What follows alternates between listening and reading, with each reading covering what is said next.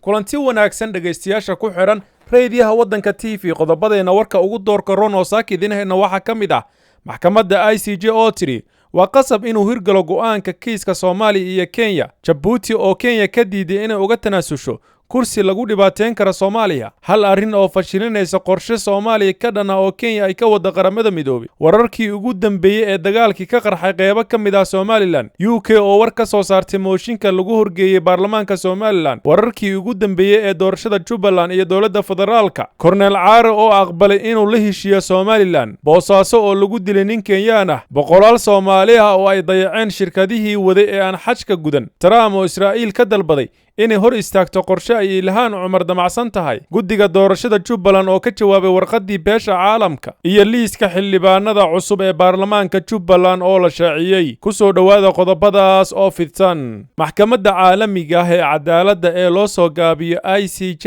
ayaa shaaca ka qaaday inay qasab tahay inuu dhaqan galo go'aanka ay ka gaarto kiiska badda Soomaaliya ee u dhaxeeya Soomaaliya iyo Kenya, kaasi oo hor yaalla maxkamadda. Hadalkan ayaa imaanaya iyadoo ay dhowaan ka soo baxeen warar sheegaya in laga yaabo in Kenya ay ku gacan saarto go'aanka maxkamadda haddii uu noqdo mid aan dhaqankeeda u janjeerin. Dacwadda Kenya iyo Soomaaliya ayaa waxaa mar kale ay maxkamadda ICJ dhageysan doontaa inta u dhaxaysa 9 ilaa 13 Sebtembar ee 2019, waxaana la filayaa in go'aanka maxkamadda lagu dhawaaqo sanadka 2020 dhexdiisa.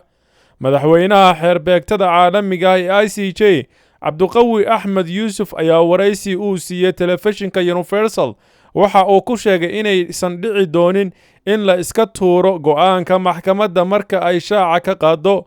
Annaga go'aanadayna qasab waaye in la hirgeliyo maxaa yeelay maxkamaddii cadaaladda adduunka ayaanu nahay, ayuu yidhi Cabdiqawi.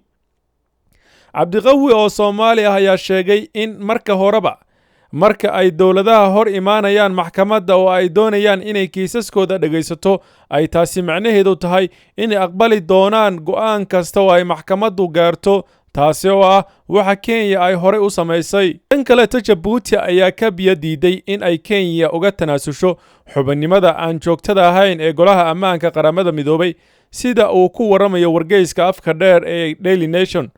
Dalalkan ka wada tirsan geeska qaaradda Afrika ayaa aad ugu loolamaya jagadan oo la filayo in golaha guud ee UN-ka uu codeeyo bisha June, iyadoo oo codbixinta ugu dambeysay loo mudeeyay 21 August. Dowladahan ayaa waxa ay wadaan dadaaladii ugu dambeeyay oo ay ku hananayaan xilkaasi aadka muhiimka u ah, iyagoo oo ay taageero weydiisanaya wadamada ay xulafada la yihiin ee Jamciyadda Qurumaha ka dhaxeeya. Guulaystaha xilkan ayaa waxa uu u baahan yahay inuu helo codad gaaraya 3 meelood 2 dalool oo ah wadamada qaybta ah ururka ay ka midaysan yihiin dalalka dunida. Midkood Kenya iyo Djibouti dhinacii ku soo baxa xilkan ayaa waxa uu golahaasi xubin ka ahaan doonaa inta u dhaxaysa 2021 ilaa 2022. Golaha ammaanka qaramada midoobay unug awoodeed badan oo UN-ka ka tirsan ayaa ka kooban 15 xubnood oo 5 ka mid ay yihiin kuwa joogtada ah, halka inta soo hartay la soo doorto 2 sano hal jeer. Xubnaha joogtada ah oo kala ah Mareykanka, Ingiriiska, Ruushka, Shiinaha iyo Faransiiska ayaa waxa ay haystaan awood dheeraad ah oo la yiraahdo codka diidmada qayaxan. Faa'iidooyinka dheeraadka ay leedahay ka mid noqoshada golahan ayaa waxaa ka mid ah jaangoynta siyaasadda, nabadda iyo ammaanka guud ahaan caalamka. Kenya ayaa doonaysa inay xubinnimada golaha ammaanka u adeegsato fursad ay golaha uga dhaadhiciso inay taageeraan mowqifkeeda ku aadan inay wada hadal lagu dhammeeyo muranka badda ee kala dhexeeya Soomaaliya, isla markaana Soomaaliya ay kala laabato kiiska hor yaalla maxkamadda caalamiga ah ee cadaaladda. Haddii ay Kenya ay ka mid noqoto 10 dal ee aan joogtada ahayn ee golaha ammaanka, ma heli doonto awood ay uga codeyso arrimaha muhiimka sida amniga. Hase yeeshee ka mid ahaanshaha golaha ayaa u saamixi doonta fursad ay taageero ku raadsato, isla markaana qiil uga hesho in laga laabto kiiska maxkamadda. Madaxweynaha Kenya Uhuru Kenyatta ayaa hogaaminaya qorshe xoogan oo dalkiisa uu ku doonayo inuu ku helo xubin ka mid ah 10 dal ee aan joogtada ahayn ee 15 dal ee golaha ammaanka qaramada midoobay. Kenya ayaa doonaysa inay xubinnimada golaha ammaanka ku adeegsato fursad ay golaha uga dhaadhiciso inay taageeraan mowqifkeeda ku aadan inay wadahadal lagu dhammeeyo muranka badda ee kala dhexeeya Soomaaliya, islamarkaana Soomaaliya ay ka laabato kiiska horyaala maxkamadda caalamiga ee cadaaladda.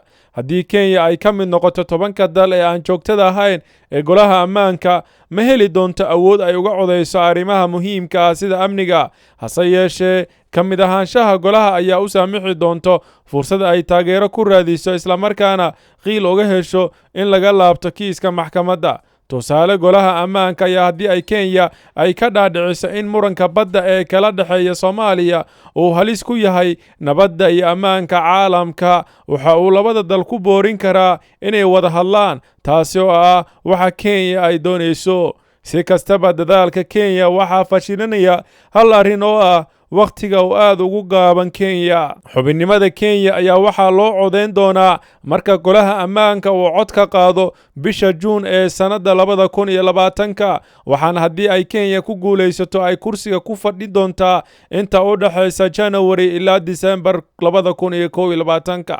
dhinaca kaleeto, dacwadda Kenya iyo Soomaaliya ayaa waxaa mar kale ay maxkamadda ICJ dhageysan doontaa inta u dhaxaysa 9 ilaa 13 Sebtembar ee 2019, waxaana la filayaa in go'aanka maxkamadda lagu dhawaaqo sanadka 2020 dhexdiisa.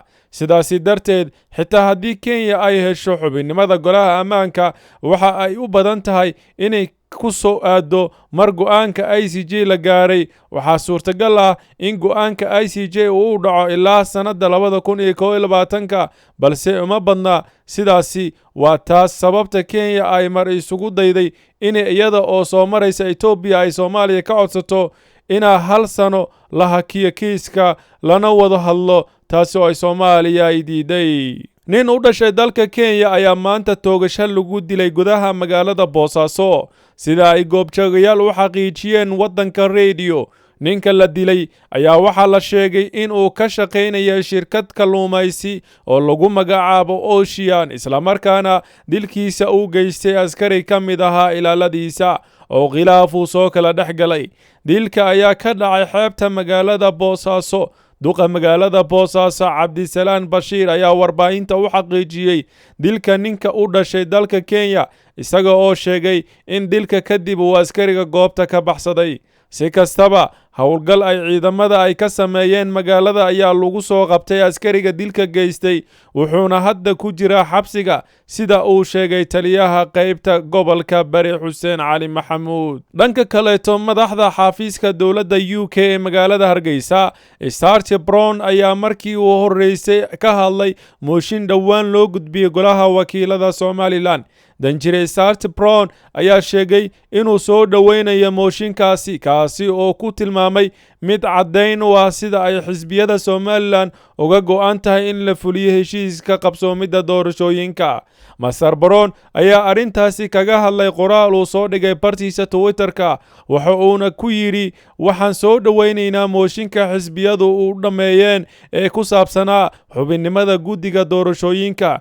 wuxuuna intaasi sii raaciyey, waxaa caddayn muhiim u ah muujinaysa in xisbiyada oo dhani ka go'an tahay in ay fuliyaan heshiiskii 2019 Julaay ee laga qaaday qabashada doorashooyinka Somaliland ee baarlamaanka iyo golayaasha deegaanka. 15 xildhibaan oo ka mid ah mudanayaasha golaha wakiilada Somaliland ayaa mooshinkaasi u gudbiyey golaha, kaasi oo la filayo in ciidda dabadeed ay xildhibaanadu dood ka yeeshaan. wararkii ugu dambeeyey ayaa sheegaya waddanka telefishinka wararkeedii hore idinkugu soo gudbisay, waxa uu maanta dagaal ka dhex qarxay 2 beelood oo muddooyinkii u dambeysay isku dagaalsanaa deegaanada degmada Ceel Afweyn, kuwaasi oo colaadooda muddooyinkii u dambeysay soo cusboonaaday. warar kale oo soo baxaya deegaankaasi ayaa sheegaya in uu soo kordhay khasaaraha ka dhashay dagaalkaasi kadib markii mid ka mid ah 2 beelood maleeshiyaad ka tirsan ay weerar ku qaadeen dad kale oo ku sugnaa magaalada Ceel Afweyn. dadkan ku naf waayay dagaalkan ayaa tiradooda lagu sheegay 5 ruux oo kuwaasi oo 3 ka mid ah ay ahaayeen dumar, halka labada kalena ay rag ahaayeen sida in uu noo xaqiijiyey maayirka magaalada Ceelafweyn. dagaalkan ayaa sidoo kale waxa dhaawac ka soo gaaray 4 ruux oo kale oo iyaguna ku sugnaa goobta maleeshiyaad beeleedku ay rasaasta ku fureen. maayirka degmada Ceelafweyn oo isagu ka hadlayay dagaalkaasi ayaa waxa uu yidhi waxaa dhintay 3 dumar ah iyo 2 rag ah. 5 qof ayaa dhintay ilaa 4 qofna waa dhaawac. ciidamadu meesha waa ay soo dhex galeen, xabadiina way istaagtay, shuftadii weerarka soo qaadayna waa ay ku daba joognaa ayuu yidhi. wararka aan ka helayno magaalada Kismaayo ee dowlad goboleedka Soomaaliyeed ee Jubbaland ayaa sheegaya in si habsami leh uu socoto diyaargarowga doorashada ee lagu wado inay bishan ka dhacda magaalada xarunta ah ee Kismaayo. waxaa muuqata in weli uusan shaqaynaynin dadaalkii ay dowladda federaalka Soomaaliya ku doonayso inay kaga hortagto in doorashadaasi dhacdo. amisom ayaa go'aamisay in ay la wareegto sugidda amniga magaalada iyo xarunta doorashada. arrintaasi waxaa soo dhoweeyey dowlad goboleedka Jubbaland iyo beesha caalamka. inkastoo ay jiraan musharaxiin wada guddi doorasho oo ka baxsan midka maamulka magacaabay islamarkaana diiday odayaasha dhaqanka iyo xitaa isdiiwaangelinta, haddana dowlad goboleedka Jubbaland waxa uu ku adkeysanayaa in doorashadu ku dhacdo waqtiga loogu talagalay iyo musharaxiinta hadda diiwaangashan. wasaaradda arrimaha gudaha ee dowladda federaalka ah ayaa dhowr qoraal ka soo saartay arrimaha doorashada Jubbaland iyada oo shaki gelisay aqoonsiga natiijada doorashada haddii la garab maro waxa ay rabto. arrintaasi oo loo arko faragelin qaawan oo filla Soomaaliya waxa ay ka careysan tahay in aanay doorashada Jubbaland u maamulin sida ay ka samaysay Koonfur Galbeed, haddana ay wax ka wado Galmudug. dowladda federaalka kuma qanacsana madaxweyne Axmed Madoobe iyo maamulkiisa.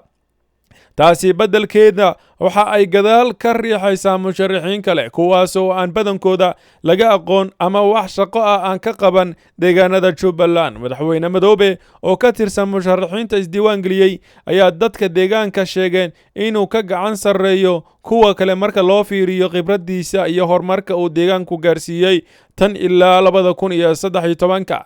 mudane Axmed Islaam Madoobe waxa uu qabsaday Jubbaland iyadoo ay ka soo baxeen dagaalo sokeeye kana jirin adeeg iyo nidaam dowladnimo. waxa uuna ka dhigay dowlad goboleedka labaad ee uga wax soo saar iyo dhaqaalaha iyo awoodda badan kadib Puntland. Suldaan Axmed Cismaan Cadda Guude oo ah gudoomiyaha guddiga dhexdhexaadinaya ee jabhadaha uu hogaamiyo Korneel Saciid Cawil Jaamac, Korneel Caare iyo maamulka Somaliland ayaa ka warbixiyay meesha ay marayaan wadahadallada u socda labada dhinac. Suldaan Cadda Guude ayaa sheegay in dadaalada ay wadaan ay ka gaareen guulo ku aadan in la soo afjaro dagaalka ka dhaxeeya labadooda. sidoo kale suldaanka ayaa carabka ku dhuftay in Korneel Caare uu aqbalay heshiiska islamarkaana ay sugayaan keliya madaxweynaha Somaliland Muuse Biixi Cabdi oo haatan dadaalka boqortooyada Sacuudiga sanadkani ugu maqan ee gudashada acmaasha xaajka.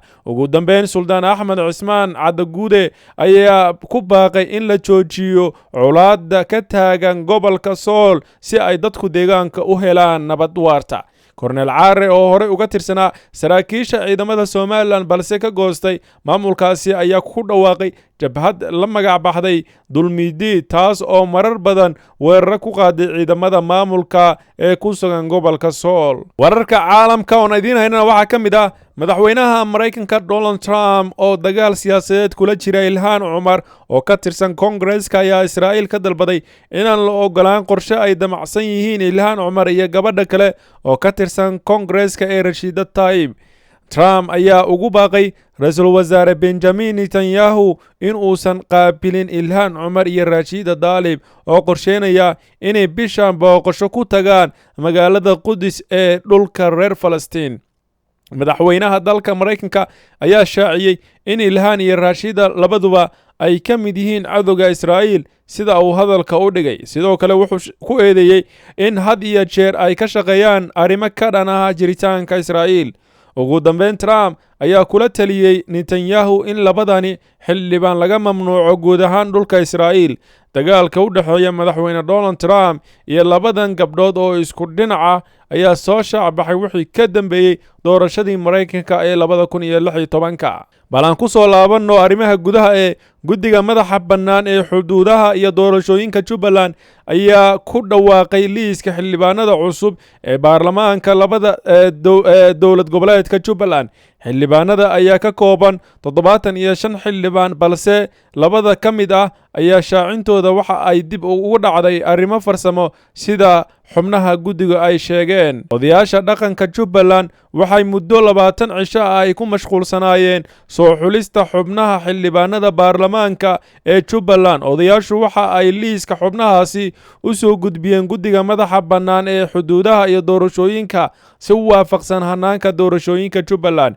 guddiga madaxa bannaan ee xuduudaha iyo doorashooyinka oo ay ku jaangoynayaan 5 ka mid ah odayaasha dhaqanka oo ka soo kala jeeda 5 beelood oo 4.5 waxa ay maanta oo ay taariikhdu tahay 12 ama 13 Agost 2019 soo gudbiyeen xulista xubnaha cusub ee baarlamaanka dowlad goboleedka Jubbaland. haddaba guddiga wuxuu si rasmi ah u shaacinayaa magacyada xubnaha cusub ee baarlamaanka labaad ee dowlad goboleedka Jubbaland, waxaana ka mid noqon doona xubnaha soo socda: Cabdisalaan Xasan Warsame, Cabdijabbaar Jaamac Cilmi, Cabdirashiid Diiriye Cismaan, Abshiro Maxamed Kediye, Hiraad Ismaaciil Maxamed, Bashiir Axmed Cumar, Maxamuud Axmed Warsame, Mustaf Mahamuud Geedi, Sheekh Maxamed Cabdisalaan, Ismaaciil Cabdi Geerow, Cabdi Maxamed Cabdiraxmaan, Xuseen Shiinow Cali. warkii aad kala socoteen reediyaha telefishinka waddankana waa inaga intaa dhegaystayaal. intii aan ka gaarayna warkankan xiga waxaan idinku dhaafeynaa sidaa iyo fi amaanillaah.